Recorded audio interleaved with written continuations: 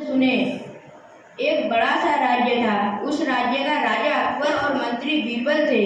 एक बार राजा अपने राज्य में घूम रहे थे, तभी उन्हें एक बड़ा सा तालाब दिखाई दिया।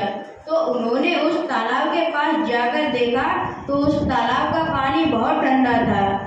तो कुछ सोचकर उन्होंने अपने सिपाहियों से कहा कि तुम जाकर राज्य में कह दो कि जो कोई इस तालाब में पूरी रात खड़ा रहेगा उसे बड़ा इनाम दिया जाएगा। यह सुनकर राज्य का एक बूढ़ा व्यक्ति आया और उसने कहा, महाराज, मैं इस तालाब में पूरी रात खड़ा रहूंगा। उसी रात उस बूढ़े व्यक्ति को तालाब में उतार दिया गया।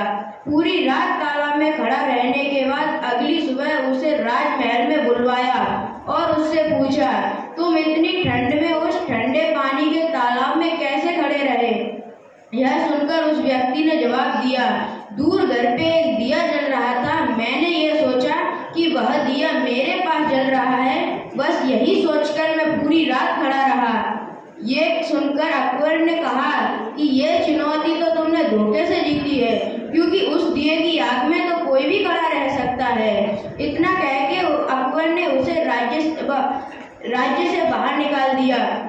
बीरबल जानते थे कि उस बूढ़े व्यक्ति के साथ अन्याय हुआ है और उन्होंने उस बूढ़े व्यक्ति को इंसाफ दिलवाने का निश्चय किया और उसके अगले ही दिन अकबर को अपने घर दावत पर बुलाया और घर जाकर ऊपर एक मटका टांगकर नीचे दिया जलाकर रख दिया और वहीं पे खड़े हो गए। कुछ देर बीतने के बाद अकबर ने अपने सिपाहियों को भेजा तो बीरबल ने सिपाहियों से कहा कि आप महाराज से कह दो कि जब तक ये खिचड़ी नहीं पक जाती मैं नहीं आ सकता।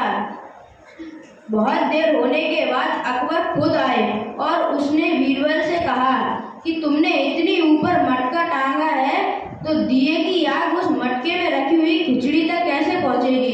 तो बीरबल ने उन्हें याद दिलाते हुए कहा, महाराज, जब वह व्यक्ति इतनी दूर से दिए की आग ले सकता है तो इस मटके में रखी हुई खिचड़ी इस दिए की आग क्यों नहीं ले सकती? यह सुनकर अकबर को अपनी गलती का एहसास हुआ और उसके अगले दिन उस बूढ़े व्यक्ति को महल में बुलवाकर उससे माफी मांगकर और उससे उसका इनाम दिया। इस कहानी से हमें यह सीख मिलती है कि हमें कोई भी निर्णय बिना सोचे समझे नहीं लेना चाहिए। भारत माता की जय।